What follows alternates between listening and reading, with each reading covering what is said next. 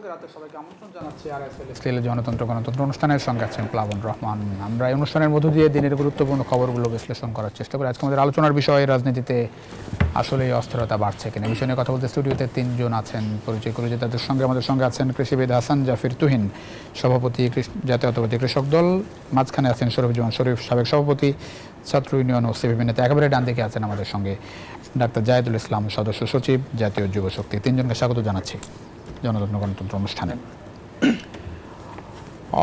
হাসান জাফির তুহিন,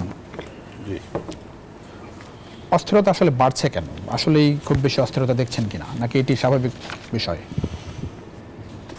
ঠিক আছে, আপনাকে ধন্যবাদ।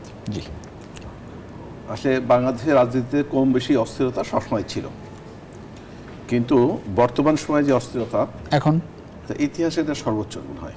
সর্বোচ্চ কারণ হচ্ছে এই মূল অস্থিরতার কারণ হচ্ছে আমরা যদি বিগত ৮ মাসের বর্তমান সরকারের শাসনামল বিশ্লেষণ করি, জি জি, তা দেখতে পাই যে এদের দুর্বলতম দেখেন আইন শৃঙ্খলা পরিস্থিতি, যেটা অস্থিরতার মূল কারণ।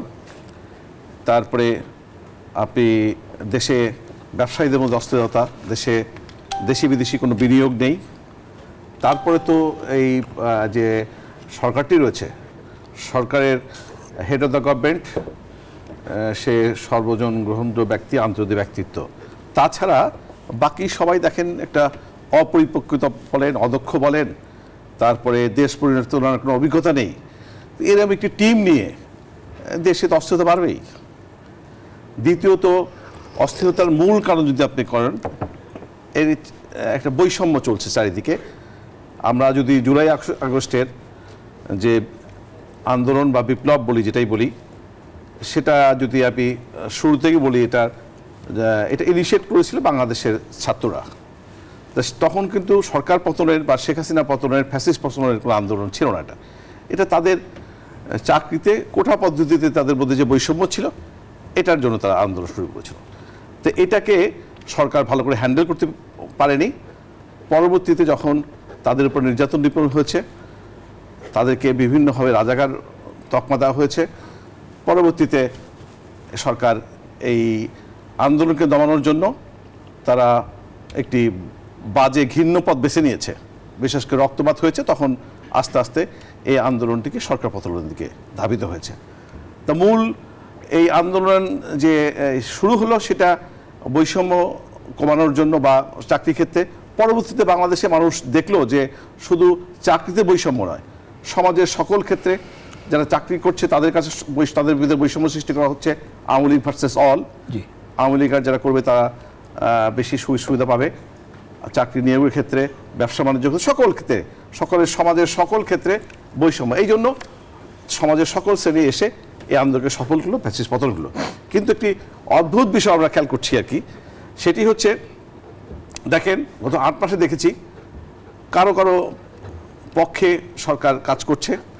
রাজনীতিতে বলেন, এই যে নতুন দল হলো সেটা গঠন করার ক্ষেত্রে, কালকে তো আপনাদের স্থায়ী কমিটির সদস্য সালাউদ্দিন আহমেদ স্পষ্ট করে বলেছেন যে এনসিপি মার্কা সরকার।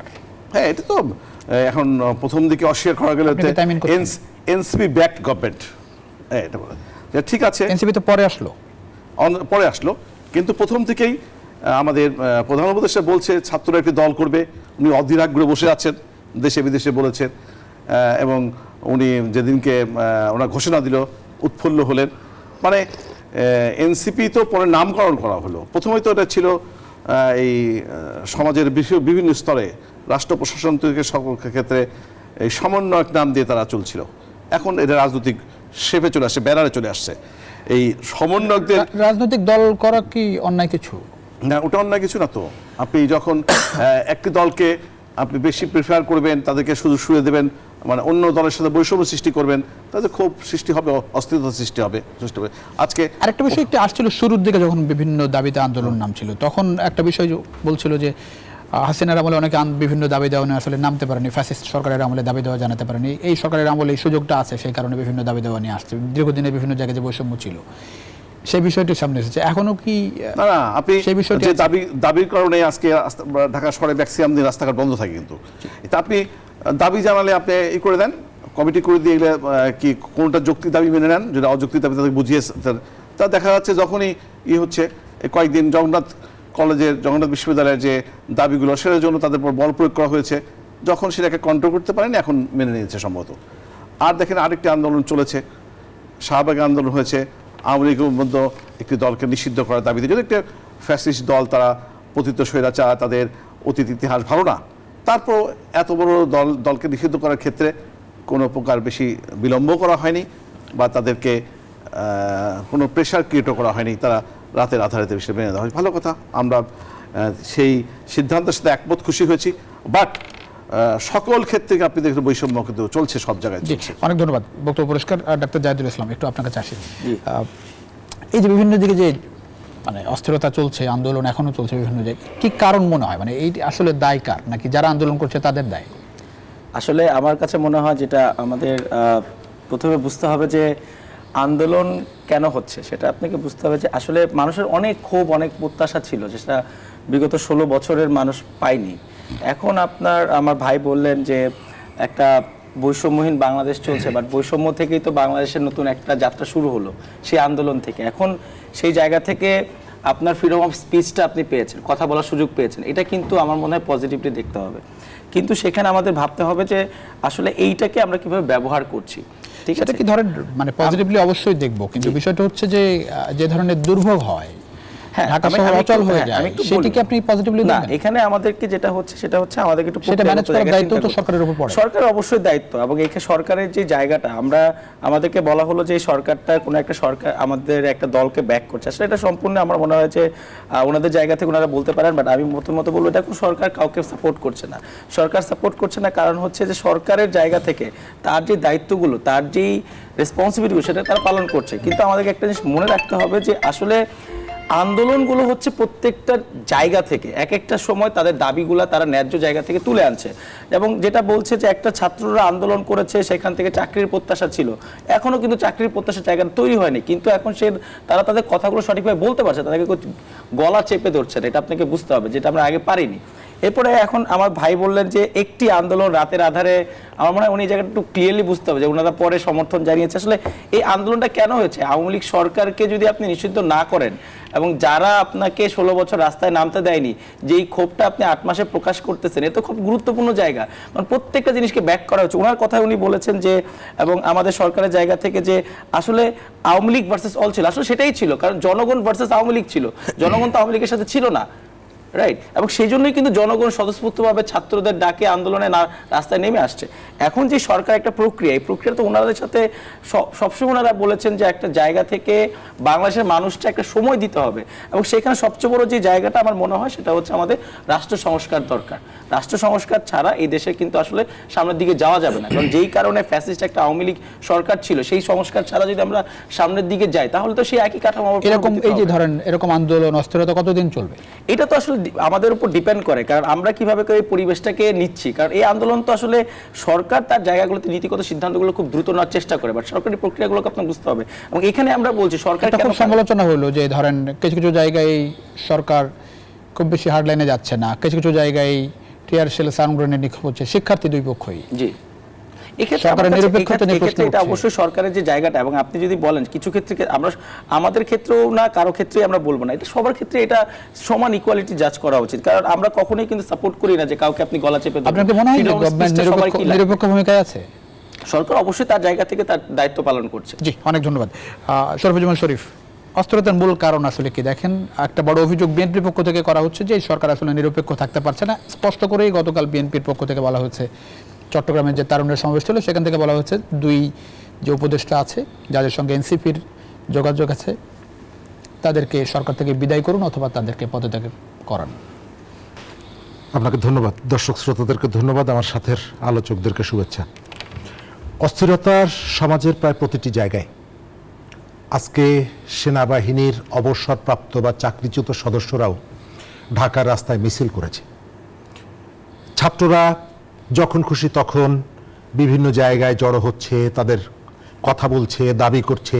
কোথাও কোথাও দেখা যাচ্ছে যে তাদের যে প্রতিক্রিয়া স্বাভাবিক থেকে অস্বাভাবিক প্রতিক্রিয়াও দেখাচ্ছে।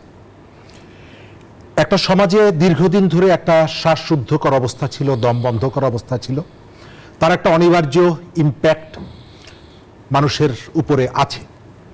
এবং সেখান থেকে বেরিয়ে আসার পর যে খোলা পরিবেশ, সেই পরিবেশটাকে আপনার সহনীয় জায়গায় নিয়ে যাওয়ার জন্য রাষ্ট্রের যারা দায়িত্ব পালন করছেন তাদের পক্ষ থেকে যে ধরনের উদ্যোগ নেওয়া দরকার ছিল, আমি দেখতে পাই সেই উদ্যোগটা এই সময়কালে নেওয়া হয়নি।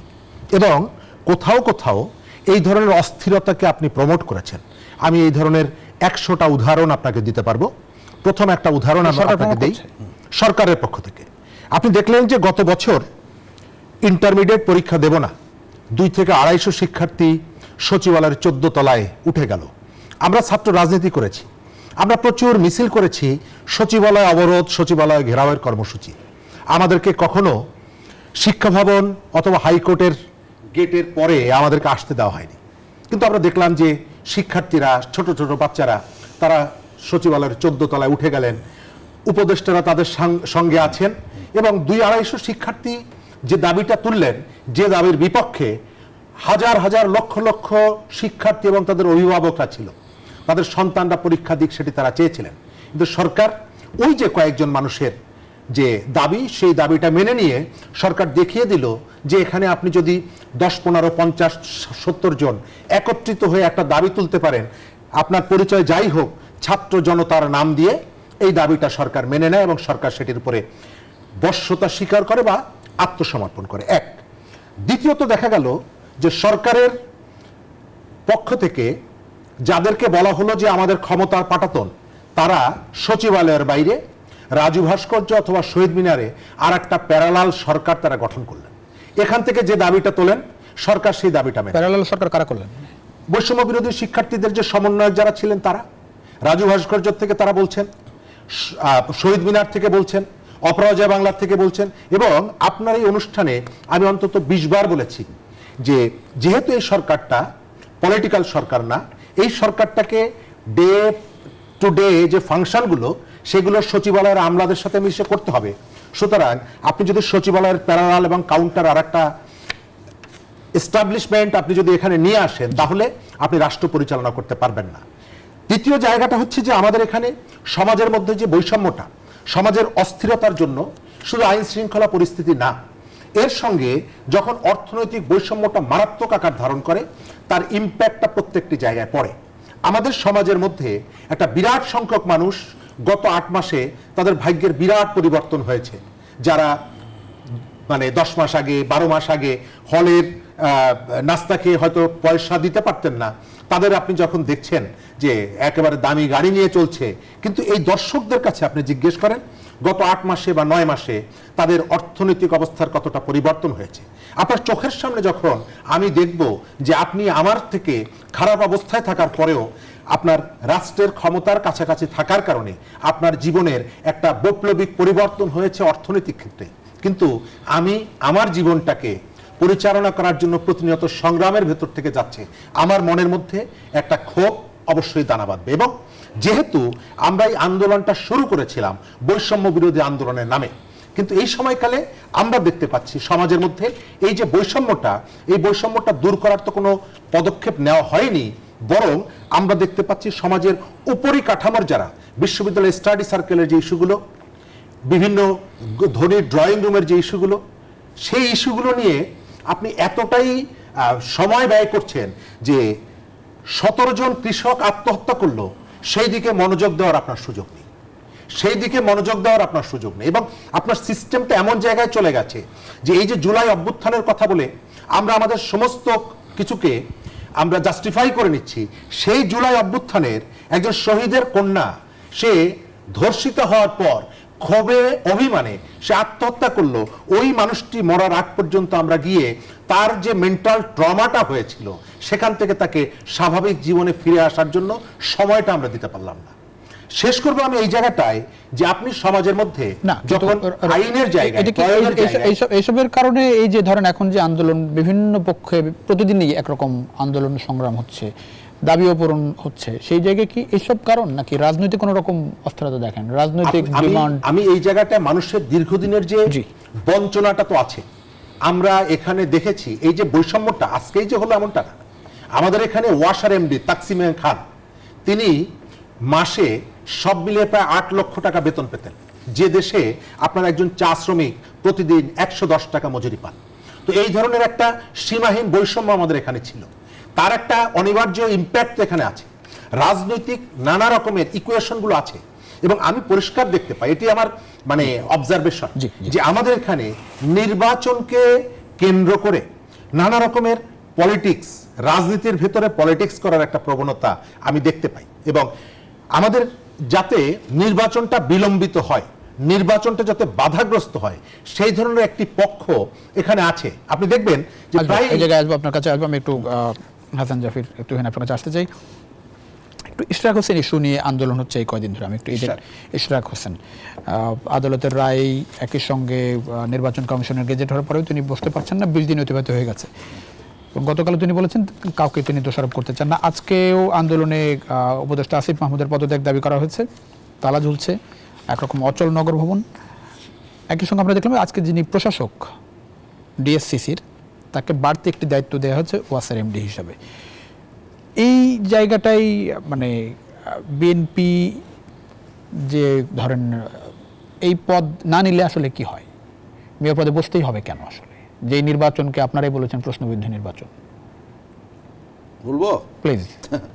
বিষয় হচ্ছে কি, আমাদের তো এই যেটা সময় আছে, খুব কম সময় আছে। না বলেন বলেন প্লিজ। না আমি আমার এই অনুষ্ঠানের কথা বলছি না, আমি এই যে দক্ষিণ সিটি কর্পোরেশনের যে মেয়াদটা, এটা মাত্র কয়েকদিন আছে।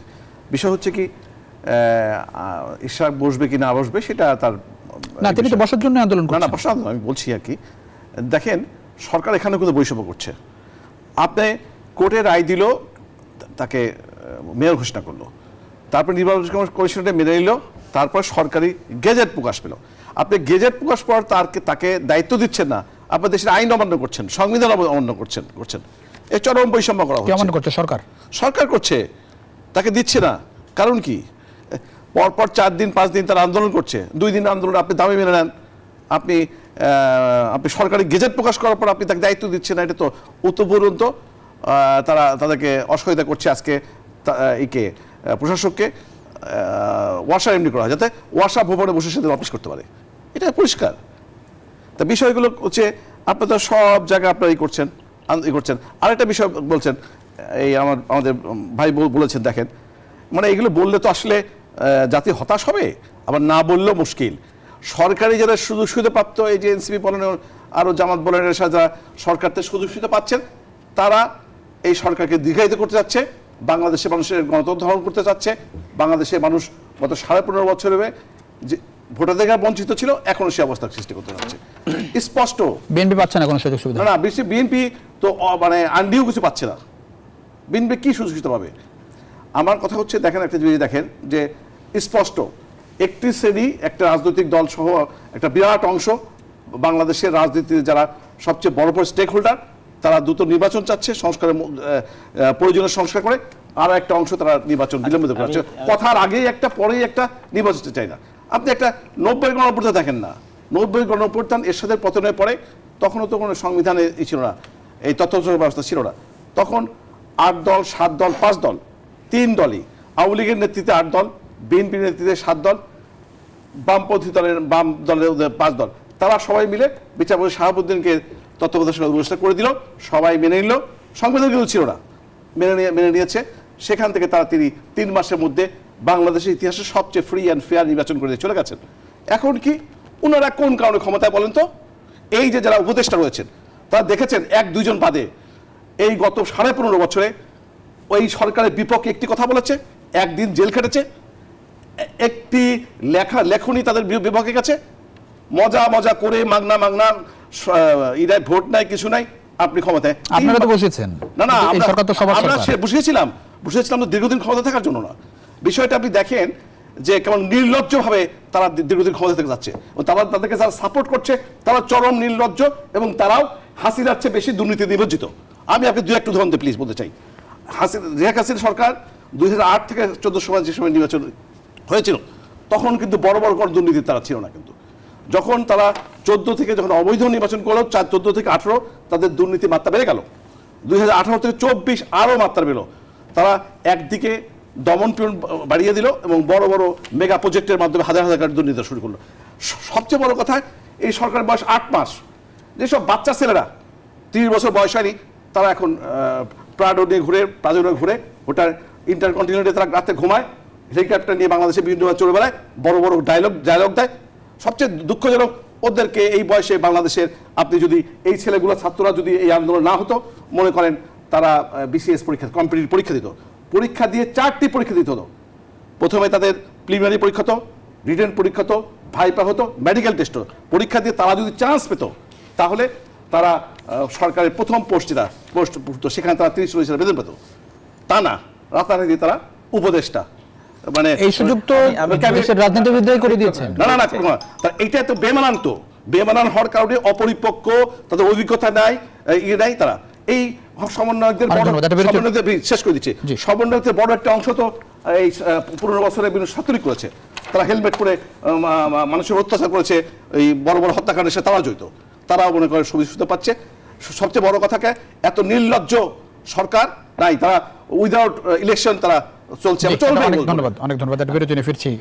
ডাক্তার জাহিদুল ইসলাম আপনার কাছে। আমি একটু শুরুতেই বলতে চাই, বিরতির পরে আসি, আপনি বলবেন নিশ্চয়ই।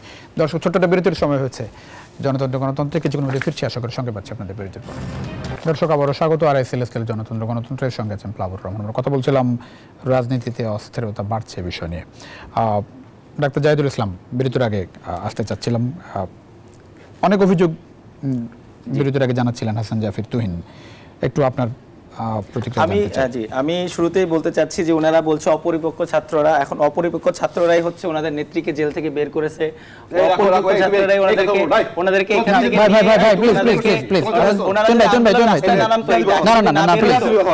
ডেফিনেটলি আপনি বুঝতে হবে এই আন্দোলনটা হওয়ার পরেই কিন্তু আপনারা সুযোগ সুবিধাগুলো পাচ্ছেন। এটা তো আপনি ভাবে করে ঠিক আছে, এই আন্দোলন যদি না হতো আপনারা কোনোভাবে এটা বলতে পারেন না। 16 বছর ধরে যে আন্দোলন করেছে সেই আন্দোলন কিন্তু আমরা পাইনি। 26 দিনের আন্দোলন আপনারা পেয়েছেন এবং সামষ্টিকভাবে আন্দোলন, আমি কিন্তু আপনারা কখনোই বলতে পারেন, আপনি তো এভাবে কোনোদিন বলতে পারেন আমাদেরকে নির্লজ্জ এবং এভাবে করে আপনি কখনোই বলতে পারেন ভাই। আমরা বলছি এই আন্দোলনের মাধ্যমে হয়েছে, আন্দোলনের মাধ্যমে এটা হয়েছে, এটাকে আপনাকে বুঝতে হবে। আন্দোলনটা করেছে ছাত্ররা যদি আন্দোলন করে সেই আন্দোলনের রেজাল্টটা কারা পাচ্ছে? এবং ওনারা 16 বছর যে আন্দোলনের কথা বলছে, 16 বছরের আন্দোলনের মধ্যে থেকে যদি আওয়ামী লীগ সরকারকে বিতাড়িত না হতো তাহলে তারা তো আগেই বের করতে পারতো, তারা কোন নির্বাচন পর্যন্ত তারা সঠিকভাবে সেটাকে চিন্তাই নাই আন্দোলন না হলে। ঠিক আছে, আমি ভাই আমরা তো বলি না শেষ করুন না, তুমি ভাই প্লিজ শেষ করুন না ভাই, আপনার কথা বলার সময় কিছু বলেন না। আমরা তো আপনি বলি না আমাদেরকে চেনেন, আমাদের তো সবাই বলছে যে আপনারা একটা প্রক্রিয়ার মধ্যে দিয়ে আমরা আসি, সেখানে আপনার রাষ্ট্র সংস্কার ব্যবস্থাটাকে আপনি চিন্তা করতে হবে, আপনার নির্বাচনী প্রক্রিয়ার কথা চিন্তা করতে হবে, বিচার ব্যবস্থার কথা চিন্তা করতে হবে। এখন সেই জায়গাটা আপনি যখন বলেন যে এখন আপনি বলছেন যে অপরিপক্ক, তাহলে আমাদের যিনি ইশরাক হোসেনের কথা আজকে আসছে, উনি কয়েক বছর বয়সে মেয়র ইলেকশন করছে, এখন আপনি সেই ক্ষমতার জন্য তারা সেখানে বসার জন্য তারা আন্দোলন করছে, তাহলে এখানে ক্ষমতার লোকটা কার, আমাদের নাকি ওনাদের? এবং নির্বাচন ছাড়া, নির্বাচনের কথা তো আমরা কখনো বলি না নির্বাচন হবে না, অবশ্যই নির্বাচন লাগবে, কারণ নির্বাচন ছাড়াই কিন্তু ফ্যাসিস্ট সরকারের একটা জন্ম হয়েছে। সো নির্বাচন প্রক্রিয়াটা স্বচ্ছ করার জন্য যে দাবিগুলো আছে সেগুলো কি অযৌক্তিক আপনারা বলতে পারেন? কারণ সেই অযৌক্তিক দাবিগুলোতে আওয়ামী লীগের কথা যখন আসে তখনই আপনাদের তাদের সফট কর্নার তৈরি হয়ে যায়। আপনি শুরু করে একটা বড় দল বললেন, একটা বড় দল হোক আর যেই হোক, যেই দল একটা বাংলাদেশের 2000-এর উপর মানুষের উপর, নিরীহ মানুষের উপর গুলি চালাতে পারে, সেই মানুষগুলোকে মারতে পারে, তাদের বিচারের কথা বলতে গেলে আপনাদের কষ্ট লাগলে তা তো হবে না। কারণ এই বিচার ব্যবস্থা ছাড়া, এই বিচার প্রক্রিয়া ছাড়া যদি আপনি আন্দোলনে, আপনি নির্বাচনের কথা বলেন, তাহলে তো আপনি এই শহীদদের রক্তের উপর পাড়া দিয়ে আপনি বলছেন যে আপনি ক্ষমতা চান। ক্ষমতার কথা তো আমরা কখনো বলি নাই, আমরা কখনো বলি না আপনারা আমাকে ক্ষমতার জন্য দেন, বাট আপনারা বলতে পারেন রাষ্ট্র সংস্কার, এখন যে সরকার ব্যবস্থা সেখানে আপনি কথা বলেন, সরকার ব্যবস্থায় আপনি বলতে পারেন যে আমাদের বলতেন ছাত্রদের প্রতিনিধি আর এনসিপি কি সম্পর্ক আছে, তাদের মতো তাদের জায়গা আছে, তাদেরকে কখনো কোনো এনসিপি ছেড়ে কথা বলে নাই। তা আপনারা কিভাবে বলতে পারেন আমরা সুযোগ সুবিধা নিচ্ছি? এবং এই জায়গাটায় আপনাদেরকে আমার মনে হয় যে আপনাদের চিন্তা করতে হবে। আপনারা বলছেন আওয়ামী লীগকে, বিশুদ্ধ আওয়ামী লীগকে আপনারা পুনর্বাসন করবেন, বিশুদ্ধ আওয়ামী লীগের ডেফিনেশনটা কি বলতে যাচ্ছেন? আওয়ামী লীগের যে সুবিধা ভোগ করছে, যে বিষটা খেয়েছে, তাকে আপনি কিভাবে বলতে পারেন সে স্বচ্ছ আওয়ামী লীগ? কারণ তারা তাদের ইন্ধনে, তাদের সাপোর্টের কারণে তো আওয়ামী লীগ সরকার 16 বছর থাকতে পেরেছে। সেইখানে আমি কিভাবে করে মেনে নিতে পারি যে না আমি একটা ওদেরকে পুনর্বাসিত করবো, আর আমাদেরকে বলতেছেন আমরা অপরিপক্ক? আমরা যখন দাঁড়িয়ে আছি সেই পর্যন্ত মনে করতে হবে যে আমরা কোনো সময় আমাদের জায়গা থেকে সরে আসিনি, এবং আমরা 5ই আগস্টের পর থেকে একটা জায়গায় কথা বলেছি যে বাংলাদেশে যে সংবিধানটা রয়েছে এবং যে সংস্কার, যে রাজনৈতিক প্রক্রিয়া রয়েছে, এটাকে আমাদের পরিবর্তন আনতে হবে। পরিবর্তনের পক্ষে আপনারা কথা বলেন, আমরা তো কখনোই বলিনি আপনাদের এগেইনস্টে, আমরা একসাথে কাজ করার কথা বলছি, সেটা তো আমাদের একসাথে করতে হবে। সেই জায়গাটা আপনারা একমত আসেন, তাহলেই তো আমাদের হয়ে যায়। এখানে তো আপনারা কখনোই বলছেন না, আপনারা বলছেন যে আপনারা এগ্রিমেন্ট দিয়েছেন আওয়ামী লীগ নিষিদ্ধের ব্যাপারে, কোথায় আপনারা স্টেটমেন্ট দেন, আপনারা রাস্তায় নামেন নাই। তাহলে আপনাদের ব্যাপারে কি চান? আপনারা তাহলে ক্ষমতা কি? আপনারা তো সংস্কারের যে পয়েন্টগুলো আছে সেখানে আপনারা চান না যে আওয়ামী লীগের মত, আপনারা চাচ্ছেন না যে একটা দল এবং একটা নির্বাচন ব্যবস্থা থেকে একটা দলের নির্বাহী কমিটি, একটা দলের প্রধান এবং প্রধানমন্ত্রী আলাদা হতে পারবে। তার মানে আপনারা চাচ্ছেন যে পুরো যে কুক্ষিগত যে এখন যে সিস্টেম সেটাকে আপনারা আবার চাচ্ছেন। তার মানে আপনারা ক্ষমতা গেলে সেই জিনিসটা আবার রিপিট করতে পারেন। সেই জায়গাও তো বুঝতে হবে, এবং সেই জায়গা থেকে আমরা বলছি যে না, আমরা যে প্রক্রিয়াটার কথা বলছি যে বক্তব্য পরিষ্কার, একেবারে অনেক ধন্যবাদ। শরীফুল শরীফ, যে অবস্থার মধ্যে দিয়ে এখন রাজনীতি আসলে আমরা কিছুটা এখানেই আসলে দেখলাম, এই ঐক্যবদ্ধর জায়গা থেকে আমাদের যে ফাটলটা ধরছে, সামনে পরিস্থিতি আসলে কি দেখছেন? রাস্তায় কি আমরা এরকম দেখবো কিনা? ধন্যবাদ। প্রথমত আমরা আমাদের রাজনীতির যে সহনশীলতার জায়গা, সেই জায়গাটা আসেনি। দ্বিতীয়ত আমরা যাদেরকে সামনে নিয়ে আসছি, আমি তো মনে করি এনসিপি নিয়ে যে যত আলোচনা হচ্ছে, এটা আলোচনার কোনো প্রয়োজন নেই।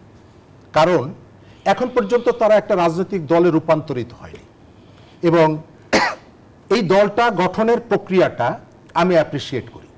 কতগুলো শিক্ষিত ছেলে বিশ্ববিদ্যালয় কলেজ থেকে, কতগুলো ব্রাইট স্টুডেন্ট যখন রাজনীতি থেকে তরুণরা দূরে থাকতে চাইছে, তখন তারা একটা দল গঠন করবে, এটাকে আমি খুব পজিটিভলি দেখেছি।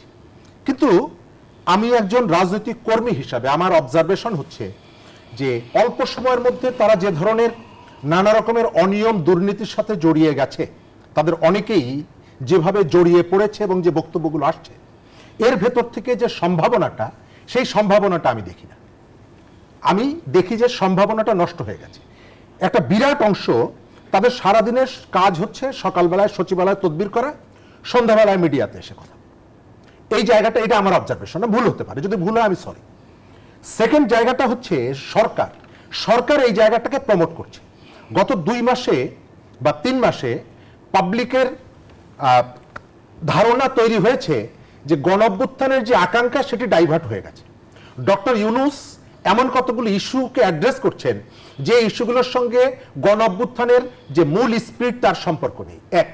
দ্বিতীয়ত, কোন ইস্যু? এই সরকার এমন কতগুলো ইস্যুর কথা বলছিলেন। আপনার চট্টগ্রাম বন্দরের যে আলোচনাটা আছে, করিডোরের যে আলোচনাটা আছে, এই যে আলোচনাগুলো পলিটিক্যাল পার্টিগুলোকে বাইপাস করে, মাইনাস করে, আপনি দেখবেন যে এখানে ইউনিয়ন পরিষদের নির্বাচন কিভাবে হবে, পলিটিক্যাল পার্টিগুলোকে আপনি ডেকে আলাপ করছেন, কিন্তু করিডোরের মতো সব থেকে গুরুত্বপূর্ণ ইস্যুটা এটি রাজনৈতিক দলগুলোর সাথে কথা বলছেন না। এবং প্রধান উপদেষ্টার একজন মানে কর্মকর্তা, স্টাফ, তিনি এসে বলছেন যে আমাদের ম্যান্ডেট আছে, রাজনৈতিক দলের সাথে কথা বলার দরকার নেই। তাহলে আপনি যদি এদেরকে তুচ্ছ তাচ্ছিল্য করেন, তাহলে আপনি এই দলগুলোর কাছ থেকে সহযোগিতাটা পাবেন না। আমি আসি এনসিপির জায়গায়।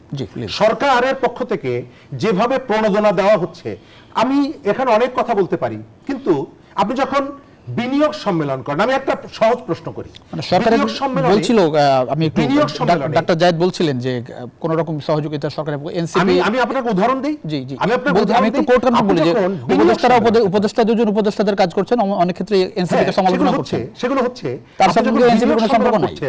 তখন বিএনপি, জামাত এবং এনসিপি কে ডাকছেন। এনসিপি কিন্তু এখনো নিবন্ধন পায়নি, আমি আশা করি তারা নিবন্ধন পাবে, আমি আশা করি তারা ভালো। এনসিপি তো অভ্যুত্থানের বড় অংশীদার হিসেবে তাদেরকে ডাক না, এনসিপি গণ অভ্যুত্থানে ছিল না, বৈষম্য বিরোধী শিক্ষার্থীরা গণ অভ্যুত্থানে ছিল, এবং তাদের একটি অংশ এসে রাজনৈতিক দল গঠন করেছে, এবং ওই বৈষম্য বিরোধী আন্দোলনে যারা নেতৃত্ব, নাহিদ ইসলাম তো বৈষম্য বিরোধী ছাত্র আন্দোলন থেকে এনসিপি, রাইট। আপনি এই বৈষম্য বিরোধী আন্দোলনে যারা ছিলেন, তাদের ইতিমধ্যে অনেকগুলো দল হয়েছে। আপনি সেই জায়গাটা বৈষম্য করছেন, স্পেসিফিক একটা গ্রুপকে আপনি ডাকছেন, একটা দলকে ডাকছেন, বাকিদেরকে ডাকছেন না। তার ভেতর থেকে বোঝা যায় যে এর মধ্যে রাজার একটা দল আছে, এবং রাজা সেই দলটাকে প্রমোট করতে চায়। আমি আপনাকে 40টা উদাহরণ দিতে পারবো। আপনি দেখেন যে একজন এনসিপির একজন নেতা, তার বিরুদ্ধে 400 কোটি টাকার দুর্নীতির অভিযোগ এবং দুদক অভিযোগ তদন্ত শুরু করেছে। আমাদের এখানে 10,000 টাকা ঘুষ খাওয়ার কারণে কিছুদিন আগে সিটি কর্পোরেশনের একজন কর্মকর্তা গ্রেপ্তার হলেন, আর 400 কোটি টাকা দুর্নীতির অভিযোগ যার বিরুদ্ধে, তিনি ঘুরে বেড়াচ্ছেন। এবং তিনি স্টেটমেন্ট দিচ্ছেন। তার অর্থ হচ্ছে যে এখানে আইনের শাসনের বদলে শাসকের যে আইনটা ছিল বাংলাদেশে শেখ হাসিনার সময়, আপনার মনে আছে সুপ্রিম কোর্ট বারের নির্বাচন মামলা হলো, মামলার 1 নম্বর আসামি অ্যাডভোকেট জুথি, যুবলীগের প্রেসিডেন্টের স্ত্রী, আর 2 নম্বর আসামি হচ্ছে বিএনপির সম্ভবত রুহুল কুদ্দুস কাজল। আপনি রুহুল কুদ্দুস কাজলকে গ্রেপ্তার করলেন, জুথি গ্রেপ্তার হলেন না কেন? তিনি জামিন পেয়ে গেলেন কেন? কারণ হচ্ছে তিনি যুবলীগের প্রেসিডেন্টের স্ত্রী। এই জায়গাটা আপনি দেখছেন আজকে নুসরাত ফারিয়া নামে এক ভদ্রমহিলা অ্যারেস্ট হয়েছেন। তিনি একটি অভিনেত্রী, তিনি একটি হত্যা মামলার আসামি, 207 নম্বর আসামি তিনি। মানুষ বিশ্বাস করে এইটার জন্য তাকে গ্রেপ্তার করা হয়নি। তাকে গ্রেপ্তার করা হয়েছে কেন? তিনি একটা সিনেমায় অভিনয় করেছিলেন শেখ হাসিনার চরিত্রে। আপনি তাকে গ্রেপ্তার করতেই পারেন, রোল ছিল শেখ হাসিনার রোলে অভিনয় করেছেন। কিন্তু ওই সিনেমায় শেখ হাসিনার মায়ের রোল যার ছিল তিনি একজন উপদেষ্টার স্ত্রী, সেই কারণে আপনি তার ধার কাছে যাচ্ছেন না। অর্থাৎ ওই যে মানে ওই রাজা যেটা চায় সেটাই হয়, চুজ অ্যান্ড পিক। আপনাকে আমার পছন্দ হচ্ছে, আপনাকে আমি আইনের কোনো জায়গা নিব না, আপনাকে আমার পছন্দ হচ্ছে না, আপনাকে আমি অ্যারেস্ট করবো। ওই যে আদালতের যেটা বললাম, অ্যাডভোকেট জুথির কথা বললাম, তো এই অবস্থাটা পরিবর্তন হবে। গণ অভ্যুত্থানের সেই আকাঙ্ক্ষাটা আমাদের ছিল, সেই আকাঙ্ক্ষাটা কি আছে এখন? এই যে মুক্ত মতের কথা বলছেন, মৎস্য অধিদপ্তরের 4 জন কর্মকর্তাকে আপনি সাসপেন্ড করেছেন, শোকজ করেছেন কেন? তারা একটা পোস্টে হাহা নাকি স্যাড রিয়াক্ট দিয়েছে। সার্জিস আলমের একটা পোস্টে মন্তব্য করার কারণে একজন কর্মকর্তা, একজন মৎস্য অধিদপ্তরের একজন কর্মকর্তাকে আপনি চাকরিচ্যুত করেছেন। এই যে জগন্নাথ বিশ্ববিদ্যালয়ের আন্দোলনে যে ছেলেটি বোতল ছুঁড়ে মেরেছিল সেই ছেলেটিকে ডিবি ধরে নিয়ে গেল, 26 ঘন্টা তার কোনো খোঁজ ছিল না। অর্থাৎ আমি যেটা পরে তো তাকে ছেড়ে দেওয়া হয়েছে, কিন্তু 26 ঘন্টাকে আপনি আটকে রাখতে পারেন। অথবা আমরা যে পরিবর্তনটা আনলাম সেটা কি এই ধরনের একটা ঘটনার রিপিট হবে? নাহিদ ইসলামদেরকে যেভাবে ডিবিএস হাসপাতাল থেকে ধরে নিয়ে গিয়েছিল, আমরা ক্রিটিক করেছিলাম, সেই ঘটনার পুনরাবৃত্তি হবে, এটা কি আমাদের চাওয়া ছিল? নিশ্চয়ই না। আমি যেটা দেখতে পাচ্ছি, আমি এনসিপিকে দায়ী করব না। আমি যেটা মনে করি যে এনসিপি এই জায়গা থেকে সরকারের সাথে তাদের রিলেশনটা কি এইটা তাদেরকে স্পষ্ট করা উচিত ছিল। আমাদের এখানে রাজনৈতিক দল স্বাভাবিকভাবে এই ধরনের সরকারের সাথে যাদের সম্পর্কটা থাকে, নন পলিটিক্যাল যে সরকারগুলো থাকে, মানুষটাকে ইতিবাচকভাবে দেখে না। আমি আমার অবজারভেশন হচ্ছে 15 বছরের ফ্যাসিবাদের বিপরীতে আমি ক্রমশই একটা 9-10 মাসের একটা ফ্যাসিবাদকে আস্তে আস্তে বড় হতে দেখছি। জি, একটা বিরতি নিয়ে ফিরছি। আপনার দর্শক ছোটার বিরতির সময় হচ্ছে আবারও আর আরএসএল স্টিল জনতন্ত্র গণতন্ত্রের কিছু ফিরছি, আশা করি সঙ্গে পাচ্ছি আপনাদের বিরতির পর। দর্শক সবাইকে স্বাগত জানাচ্ছি জনতন্ত্র গণতন্ত্র অনুষ্ঠানে। আমাদের সঙ্গে আছেন 3 জন অতিথি। আমরা কথা বলছিলাম রাজনীতিতে অস্থিরতা নিয়ে। হাসান জাফি তুহিন, অন্তর্বর্তী সরকারের সীমা নিয়ে আসলে বিতর্ক হচ্ছে কেন? অন্তর্বর্তী সরকার, যেটি শরীফ ভাই একটু আগে বলছিলেন যে অন্তর্বর্তী সরকার তার ম্যান্ডেট নিয়েও এরই মধ্যে বলেছে এগুলার ম্যান্ডেট সরকারের আছে, তারপরেও এই সরকার সীমার বাইরে কি এমন করলো? এবং আপনার এটা আসলে সবচেয়ে বেশি মানুষের ইচ্ছার প্রতিফলন। এই সরকার খুব বেশি সময় অতিবাহিত হয়েছে, 8 মাস 9 মাসের সরকার, এর মধ্যে এত বিতর্ক কেন আসলে? আমি ওই সরকারের সীমার দেওয়ার আগে জি ওই ডক্টর জাহিদুল ইসলামের একটা কথা উত্তর দিয়ে শুরু করছি আর কি। আমি একটা যুগান্তর একটা রিপোর্ট পড়ছি আর কি। শ্রমিক লীগ সভাপতির বাড়িতে সমন্বয়ক হাসনাত আলোচনার ঝড়, হেডলাইন। ভিতরে হচ্ছে চট্টগ্রাম সফরকালে বৈষম্য বিরোধী ছাত্র আন্দোলনের কেন্দ্রীয় সমন্বয়ক হাসনাত আবদুল্লাহ পটিয়া উপজেলা কৃষক লীগের সভাপতি, শ্রমিক লীগের সভাপতি শামসুল ইসলামের বাড়িতে রাত্রি যাপন করে। এই শামসুল ইসলাম বৈষম্য বিরোধী ছাত্র আন্দোলনের চলাকালে পটিয়ায় শিক্ষার্থীদের উপর হামলার 33 নম্বর আসামি। আরেকটি রয়েছে বিপুল লুটপাট ইনক্লাবের সঙ্গে, ওইটা না পড়লাম আর কি। তো এখন বলা হচ্ছে যে আওয়ামী লীগ পুনর্বাসনে, তা আওয়ামী লীগ পুনর্বাসনে কারা করছে? এই তো আমি একটা রিপোর্ট, অনেক রিপোর্ট আছে। আপনাদের তো অনেক রিপোর্ট আছে ভাই। হ্যাঁ আছে, ওরা বলো, আমরা তো বলছি না যে দুটো এলিগেশন বলি। একটা হচ্ছে এটি খুবই অনাকাঙ্ক্ষিত যে আওয়ামী লীগ যাওয়ার পরে সেই জায়গাগুলো রিপ্লেস, চাঁদাবাজি দখলবাজির রিপ্লেস হচ্ছে বিএনপির নেতাকর্মীরা করছে প্রতিদিন প্রত্যেক বাতে ছোট ছোট রিপোর্ট। তাহলে এইটা কোনো ব্যাপার না? অবশ্যই এটাও ব্যাপার, এটা অনাকাঙ্ক্ষিত ব্যাপার। তাহলে দোষ তো একতরফা দিলাম নেই, একতরফা দোষ নেই। আরেকটা কথা বলছি আমি, ওরা হচ্ছে এই কথা আমি প্রায় শুনি, এটা শুনলে তো আমাদের মানসিকতা ঠিক থাকে না, আমাদের টেম্পারটা ধরে রাখতে পারি না। এরা কোথায় কথা বলে, অনেকেই বলছে, আজকেও আমাদের সমালোচক বললো যে বেগম খালেদা জিয়া ওনাকে বলে, কেমন বিয়াদবি কথাবার্তা এটা। বেগম খালেদা জিয়া ওরা বের করছে, বাংলাদেশে আইনের মাধ্যমে বের হয়েছে, তাই না? একটা প্রেক্ষাপট কিন্তু সে যেটা বলার চেষ্টা করেছে অভ্যুত্থান না হলে তো আসলে অভ্যুত্থান না হলে তো আসলে এটা আপনাদের প্রথম দাবিটা কি ছিল আপনি একবার মনে করেন আপনাদের নিউজ মিডিয়াতে আপনারা আজকে এখানে আমি বলবো যে আপনারা ওই সময়ের হেডলাইনগুলো বের করেন ছাত্রদের একটা বড়ই দাবি ছিল যে আমাদের যিনি বেগম খালেদা জিয়া সবচেয়ে নিপীড়িত আমাদের একজন জননেত্রী ওনাকে বের করতে হবে, এইটা কিন্তু ছাত্রদের দাবির মধ্যে ছিল। এবং এটা যদি আপনারা আপনাদের যত নিউজ যত যে আমাদের যেই ঘোষণাগুলো ছিল ওগুলোর মধ্যে আছে, তার মানে কথাটা এরকম আসতে পারে না যে ওরা গণঅভ্যুত্থান সফল হয়েছে বলেই বেগম খালেদা বের হচ্ছে, এটা হতে পারে। এই গণঅভ্যুত্থান সফল হয়েছে বলেই সেটা বললে ভদ্রতা থাকে। আমরা বের করছি ওরা না শুধু শুধু আজকে ওই জাহিদ না, আরো ওদের অনেক নেতা অনেকবার বলে আমাদের নেতৃত্বে খাটো করা হয়েছে। বাংলাদেশের সবচেয়ে এই মুহূর্তে সবচেয়ে জনপ্রিয় নেত্রী না শুধু এত মজলুম নেত্রী, সেটা কিন্তু বারবার বলে জিনিসটা খারাপ হয়। ওই যে ওনাকে কিন্তু খাটো করে না, ওনাকে সর্বোচ্চ সম্মান দিয়ে কিন্তু বলা হয়েছিল ওনাকে বের করতে হবে, কারণ আমরা জানি না তাই বলে বলা যাবে না যে আমরা বের করছি।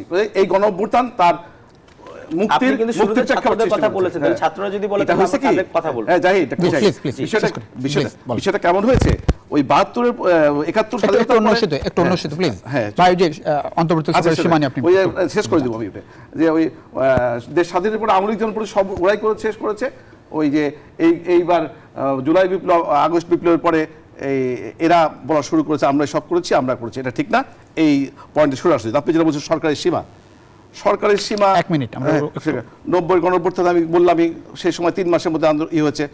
এখানে যেগুলো প্রয়োজনীয় সংস্কার আমাদের তো মূল যেটা হেড অফ দ্য গভর্নমেন্ট উনি যেটা বলেছেন আমার বেশি নেই ব্যর্থ করে আমরা ডিসেম্বরে চাচ্ছি, উনি বলছেন ডিসেম্বর হতে পারে, ডিসেম্বর থেকে জুনের মধ্যে হতে পারে। কিন্তু তাদের কথা শুনতে পাচ্ছি যেহেতু তারা বেনিফিশিয়ারি গভর্নমেন্টের বিভিন্নভাবে সুযোগ সুবিধা পাচ্ছে, কেউ সবাই না, কেউ দুর্নীতি করার সুযোগ পাচ্ছে। বাংলাদেশের সরকারে যেই থাকবে সেই তো বেনিফিশিয়ারি না ওরা তো সরকারি সরাসরি নাই, কিছু পার্টলি আছে আর কি। তাহলে তারা সুবিধাভোগী, তাদের মধ্যে যারা যারা দুর্নীতি প্রবণতা দুর্নীতি করার সুযোগ পাচ্ছে বিভিন্ন সুযোগ সুবিধা পাওয়ার কারণে তারা বলছে যে এটা শেষ করে দেওয়া হবে না, মানে কোনোভাবেই নির্বাচন হবে না। কিন্তু বিএনপি কি করবে? অনির্বাচিত সরকার বিএনপি কি করবে? 15.5 বছরের বা বাংলাদেশের 2 থেকে 3টি প্রজন্ম তারা ভোট দিতে পারেনি। সুতরাং বাংলাদেশের মানুষ উন্মুখ হয়ে আছে। আমরা যে কোনো মূল্যে সরকারের যারা কেউ চায় হোক দ্রুত সময় নির্বাচন হোক, কেউ চায় নির্বাচন দেবে, সেটা যারা বাস্তবায়িত না করেন এই জন্য আমরা সারা বাংলাদেশের যারা ভোট চায় আপনারা আজকে বলেছেন ডিসেম্বরের আগে নির্বাচন মধ্যে বলেছি ডিসেম্বরের আগে আজকে আমির খসরু মাহমুদ চৌধুরী বলেছেন নির্বাচন চাই। অবশ্যই যথেষ্ট সময় হয়েছে, এখন আর এই কাল বিলম্ব করে এই সরকার যে আপনি যে আজকে মূল আলোচনা অস্থিরতা এটা দূর করার অন্যতম মাধ্যম হচ্ছে একটি মানুষের ভোটে নির্বাচিত সরকারের কাছে। অনেক ধন্যবাদ ডাক্তার জাহিদুল ইসলাম। নির্বাচনের সব সমস্যার সমাধান কেন আপনার কি মনে হয়? নির্বাচন হলেই এই অস্থিরতা কেটে যাবে? আমার মনে হয় যে আপনারা যেটা বলছেন নির্বাচন হলেই সব সমস্যার সমাধান হবে, এটা তো অবশ্যই একটা সময়ের কথা বলবে। কারণ আমরাও দেখেছি যে নির্বাচন তো হয়েছিল 2008 সালে, সব সমস্যার সমাধানকে আমরা করতে পেরেছি কিনা, বরঞ্চ ওইটার কাঠামোর কারণেই কিন্তু এই ফ্যাসিবাদী চক্র আজকে এসে ওনাদের বিএনপি থেকে শুরু করে ওই সময়কার সবগুলো দলকে তারা নির্যাতন নিপীড়নের কথা বলে বিভিন্নভাবে, এবং আজকে যদি আমি বলি দুর্নীতির অভিযোগ থেকে শুরু করে অনেক কিছু আসছে, কিন্তু প্রমাণ করতে পারছে কিনা পারে না সেটা তাদের সময়ের কথা বলবে। কিন্তু ওনারা আজকে আমাদেরকে উপর অভিযোগ করছে, কিন্তু আমি যেটা বলতে চাই সে অভিযোগ এবং সেটা প্রমাণ কিন্তু দুই রকম জিনিস।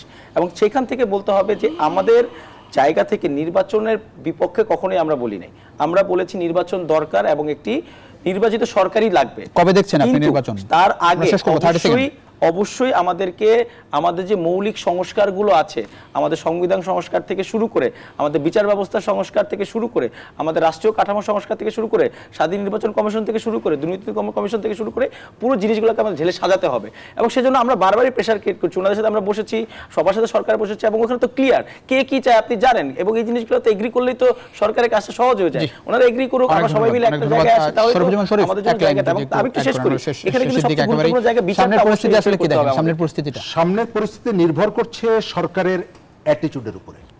সরকার কেমন অ্যাগ্রেসিভ হচ্ছে, সেটি বন্দরের কথা বলেন, সেটি ট্রানজিটের কথা বলেন, এবং বাংলাদেশকে ঘিরে আমেরিকা প্লাস তার যে মিত্ররা তাদের যে ধরনের আগ্রাসী আচরণটা আমরা লক্ষ্য করছি রাষ্ট্রের গুরুত্বপূর্ণ জায়গাগুলোতে, বিদেশিদেরকে এনে বসানোর যে প্রবণতা আমরা দেখছি এবং দেশের মধ্যে ক্রমশই সোসাইটিকে বিভক্ত করে ফেলার যে প্রবণতা দেখছি, এটি যদি সরকার কন্টিনিউ করে এবং মানুষের প্রত্যাশার দিকে নজর না দেয়, আর্টিফিশিয়াল উপরি স্তরের কিছু মানুষের ভাবনাগুলোকে সরকার তার কাজের মধ্যে নিয়ে আসে, তাহলে সংকট আরো বাড়বে। জি, অনেক ধন্যবাদ। আমরা আশা করি সেই সংকট আসলে না বাড়ুক। তিনজনকে অসংখ্য ধন্যবাদ এই রাত আপনাদের মূল্যবান সময় দেওয়ার জন্য। দর্শক, এই ছিল আজকের জনতন্ত্র গণতন্ত্র। দেখাবেন নিশ্চয় অন্য সময়। সে পর্যন্ত ভালো থাকবেন সবাই। আশা করি নিউজ 24 সঙ্গে থাকবেন।